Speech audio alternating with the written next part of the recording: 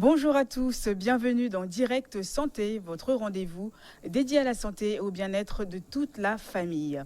Ce matin, nous allons à la découverte de la drépanocytose, cette maladie génétique qui se manifeste par des anémies, des crises douloureuses et des infections.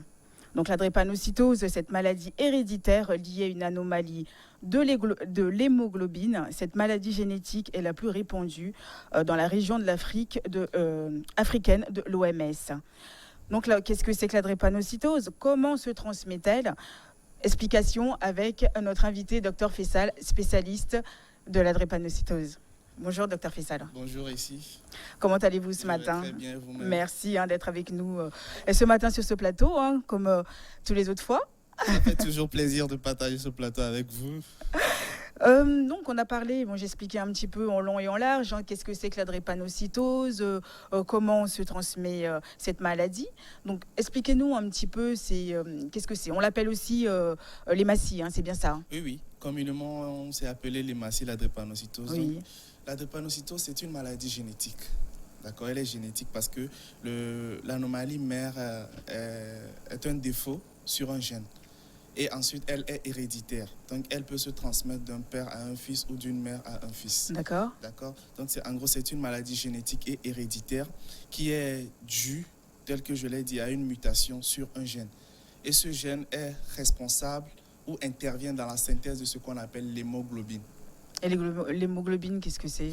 L'hémoglobine, c'est une protéine. C'est une protéine qui entre dans la constitution du sang. D'accord, c'est une protéine qui entre dans la constitution du sang. Donc, dans la drépanocytose, cette hémoglobine est normalement formée de 4 chaînes. D'accord. D'accord. Elle est formée de 4 chaînes couplées 2 à 2. Donc, il y a l'hémoglobine alpha. Oui. Il y a la chaîne alpha et la chaîne bêta. Donc, dans la drépanocytose, l'anomalie se trouve sur la chaîne bêta, où il y a une mutation d'une protéine. Voilà. Et la maladie se transmet comment? Elle se transmet, tel que je viens de le dire, d'un parent à un enfant. Et il faut noter qu'en fonction de la transmission, on peut avoir un drépanocytaire homozygote ou un drépanocytaire hétérozygote. Ce qui veut dire Je m'explique. L'hémoglobine normale ou l'hémoglobine d'un être vivant normal, adulte de préférence. Comme on peut le voir là sur l'écran, donc les globules rouges, il y a deux types de globules rouges sur l'écran, vous voyez. Oui. Donc le globule rouge, le rond, c'est quoi? C'est le globule normal, le globule rouge normal. D'accord, et sous forme de croissant lunaire, c'est le globule rouge dans la drépanocytose. Donc le globule rouge malade. Un globule rouge malade. Et cette maladie, telle que je l'ai dit, n'est due qu'à une mutation dans un gène qui intervient dans la synthèse de l'hémoglobine. D'accord. Voilà. Donc un parent qui est porteur, peut transmettre à l'enfant. Oui, c'est ce que j'expliquais tantôt. Et c'est en fonction de ça, nous avons la drépanocytose homozygote et la drépanocytose hétérozygote. Je m'explique. Je disais tantôt que l'hémoglobine, il y a l'hémoglobine A. Ah oui. C'est celui qui est normal, chez un adulte, A comme adulte. Oui. Donc, mais dans la drépanocytose, nous avons soit l'hémoglobine S ou soit l'hémoglobine C. D'accord. Donc, en fonction que la personne soit SS, on parlera de homozygote et SC, on parlera de hétérozygote. Donc, homo même et hétéro différent. SS homozygote, SC hétérozygote. Donc, à quel moment on sait que le SS, c'est qu'on est porteur, c'est ça? Le SS, c'est qu'on est porteur. Le SC également, c'est qu'on est porteur. Mais dans le jargon médical, dans le domaine médical, le SS est un peu plus grave que le SC. D'accord. Ouais. Et comment ça se déclenche, les symptômes de la drépanocytose? Les symptômes, tout à l'heure, comme on l'a vu sur l'écran, sont dus à la falciformation des globules rouges, c'est-à-dire à la transformation ou au changement de forme des globules rouges normaux. D'accord. Oui. Donc, il y a cette forme en croissant lunaire, puisque le globule rouge normal est en rouge, oui. a une forme ronde. Donc, cette rondeur permet le transport facilement dans les vaisseaux. Mais lorsque la forme devient en croissant lunaire, oui. Cette forme rend difficile le passage des globules rouges dans les vaisseaux, et surtout dans les petits vaisseaux. Et c'est ce qui déclenche les crises chez les personnes drépanocytaires. Et les crises, ça vient comment? C'est-à-dire, on les a, ça se ressent où exactement? Oui, les crises, elles peuvent varier, hein. Elles peuvent aller d'une simple anémie jusqu'à la mort, passant par les crises, oui, la drépanocytose peut donner la mort, passant par les crises vaso-occlusives, Oui. d'accord? Et ce sont ces crises qui peuvent se manifester à travers des douleurs articulaires, à travers des douleurs osseuses, à travers des douleurs abdominales. D'accord, à travers un peu partout dans le corps. Et même chez les tout petits, des fois, il y a ce qu'on appelle le syndrome pied-main. Donc, il y a un gonflement douloureux des membres, des pieds et des mains. Donc, c'est physique, on le voit sur la peau. Bien sûr, ça, on le voit. Et même des fois, au niveau de l'abdomen, on a une augmentation du volume de l'abdomen qui est due à une splénomégalie. La rate. La rate, voilà. Donc, c'est une augmentation du volume de la rate. D'accord. Donc, c'est une augmentation du volume de la rate. Mais pourquoi dit-on que ça affecte particulièrement la population africaine? À cette question, je ne donnerai vraiment pas de réponse précise. Mais quand même. C'est dû au climat? Comment oui, il y a un peu le climat, mais quand même le climat en Afrique doit normalement être un peu plus favorable parce que il y a cette fraîcheur qui peut déclencher les crises drépanocytaires. Donc il faut quand même dire qu'il fait quand même moins frais en Afrique qu'en Europe. Mais je pense que le problème en Afrique reste toujours la sous-information de la population ou une négligence de la part de la population. D'accord? C'est-à-dire la chaleur, ça ne va pas non plus, et le froid, la fraîcheur, ça ne va pas, et la chaleur, normalement... Non, la chaleur déclenche moins les crises drépanocytaires que la fraîcheur. Et qu'en est-il au Togo? Oui, c'est ce que je disais, c'est un problème de sous-information, puisque la maladie est héréditaire et elle est transmise par les parents. Donc, on vous dit à monsieur, vous êtes AS, vous n'avez le droit de prendre qu'une femme qui est AA. C'est-à-dire qui a l'hémoglobine, dont les deux hémoglobines sont AA. Donc, il faut vraiment choisir, dès qu'on rencontre une femme ou un homme, il faut aller faire les tests. Oui, il faut faire le test, ça s'appelle l'électrophorèse. Dès que vous rencontrez votre madame, vous dites monsieur ou madame, j'aimerais avoir votre statut d'électrophorèse. C'est quand même très important. Oui, mais c'est dingue quand même, puisque de voir parce que cette maladie-là, si les parents ne connaissent pas, comment voulez-vous qu'ils aillent aller s'informer, aller à la source, se dire, nous, excusez-moi madame, est-ce que vous êtes drépano, est-ce que vous portez, vous savez, des gènes ou des... c'est un peu compliqué quand même. Ouais, c'est pour cela que j'ai parlé d'une sous-information. Il y a quand même une sous-information de la part des autorités ou je ne sais pas, mais quand même la population est moins informée. Et en même temps, à côté, il faut aussi noter qu'il y a une négligence. Il y a vraiment une négligence parce que depuis un moment, il y a les campagnes quand même qui se font. Il y a même un centre de prise en charge et de recherche. Au Togo ? Oui, il y a même un centre de prise en charge et de recherche qui a été créé dans l'enceinte du campus, juste à côté du centre hospitalier universitaire campus.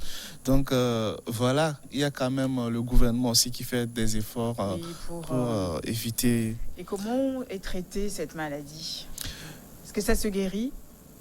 Ça peut se guérir et jusque-là, le seul traitement qui existe, c'est la greffe de la moelle osseuse. Parce que vous savez, la moelle osseuse, c'est en elle que se trouvent les cellules souches qui aident à la formation de l'hémoglobine sur toute la chaîne. Donc, il n'y a que cette greffe qui peut éviter ou qui peut mettre fin à la synthèse de ces globules rouges ayant une forme facile. Déjà, pour les reins, comment c'est compliqué. Alors, imaginez de trouver une personne compatible. Non, c'est hyper compliqué parce que déjà, quand même, que les conditions qui doivent régir cette greffe sont assez compliquées parce qu'il faut trouver quelqu'un de la même famille, une frère ou une sœur. Or, déjà, une famille dans laquelle se trouve un drépanocytaire, c'est que les autres frères sont quand même porteurs du trait, même s'ils ne font pas la maladie. On peut avoir un enfant, c'est-à-dire quand on a 5 enfants par exemple, ce qui veut dire qu'un enfant ou 2 enfants peuvent être malades. Mais comme tout dépend quand même du statut d'électrophorèse des parents. Mais en même temps, il faut aussi savoir que ce côté de la chose n'est pas seul. Il y a aussi le fait que la greffe peut être rejetée. Ah oui. Même si vous trouvez un frère qui est compatible, qui est bien porteur, il y a aussi ce fait que la greffe peut être rejetée. Mais cette opération se fait ici en Afrique déjà, enfin, au Togo, je ne sais pas. Je ne pense pas vraiment parce que le seul cas dont j'en ai eu des nouvelles est celui d'un adolescent en France qui a été vraiment guéri. Et je pense que cela remonte à 2011 ou 2017. Ah oui, il n'y a pas de suite. À part ça, il n'y a plus rien. Oui. Donc comment peut-on... Enfin, c'est héréditaire, sûr, mais est-ce qu'on peut être... Est-ce qu'il y a des, comment vous dire, des préventions? Oui. Elle peut être prévenue. Et la prévention majeure, c'est d'éviter d'avoir des enfants drépanocytaires. Et donc il ne faut pas se marier avec une personne qui est... Voilà, c'est une responsabilité des parents, pardon. Mais n'a pas rapport à ce qui est d'un patient qui est déjà drépano. C'est pas trop facile de dire que c'est... parce que c'est-à-dire, quand on a un enfant malade, de dire que c'est la faute des parents parce que les parents n'ont pas fait de test avant donc d'avoir l'enfant, donc forcément c'est la faute des parents. C'est pas un peu lourd comme... c'est pas un peu lourd à porter? C'est un peu lourd à porter, mais je ne pense pas qu'il y ait mille et une raisons. On ne va pas passer par plusieurs chemins parce que c'est ça, c'est une maladie héréditaire. Donc, il y en a énormément de maladies héréditaires, donc il faut vraiment, avant de se marier, faire tous les tests du monde. Voilà, c'est l'intérêt du bilan prénuptial. Ouais. Éliminer au fur et à mesure, ça non. C'est un peu compliqué, je trouve, que de dire faut pas forcément se marier avec une personne qui est porteur de cette maladie. Bon, ça reste à désirer, je pense que... Et donc, les gens peuvent aller faire les tests, vous avez dit, c'est ça, dépister, comme on dit. Oui, ça s'appelle le dépistage. Ça s'appelle le dépistage. Et le test est appelé l'électrophorèse de l'hémoglobine. Et ça se fait où? Oh, ça se fait dans tous les centres de santé, à proximité. Électrophorèse. Électrophorèse. Bon bah, écoutez, quand vous rencontrez votre future femme ou votre futur mari, allez d'abord vous faire dépister pour savoir si vous êtes porteur ou pas, avant de donner un enfant malade, parce que c'est une grosse responsabilité, donc c'est très lourd à porter. Donc allez-y dans tous les centres, vous faire le test électrophorèse pour être sûr de ne pas être porteur de cette maladie. C'est bien ça, docteur Faisal? Oui, c'est bien ça, c'est bien ça. Et chez vous, quand vous recevez des malades, comment vous savez qu'ils sont en train de faire une crise drépano? Déjà, il y a le fait, comme on l'a dit, il y a ce dépistage précoce. Donc, le patient, déjà, à la naissance avec les crises, il y a quand même des signes qui orientent vers le test. Donc, le patient s'en va faire son test, le patient sait qu'il est drépano. Donc, quand le patient vient dans les causeries ou dans l'interrogatoire, ce qu'on dit, vous savez que la personne est drépanocytaire. Oui. Maintenant, il va falloir alors faire le rapport entre ces crises et sa maladie. Donc, le patient vient peut-être parce que il commence à remarquer qu'il devient tout blanc, ce qu'on appelle une pâleur qui signe une anémie. Oui. Il commence également à remarquer, comme je l'ai dit, le gonflement des pieds et des mains. Ça, c'est surtout les parents qui les remarquent, vu que ça arrive plus aux enfants.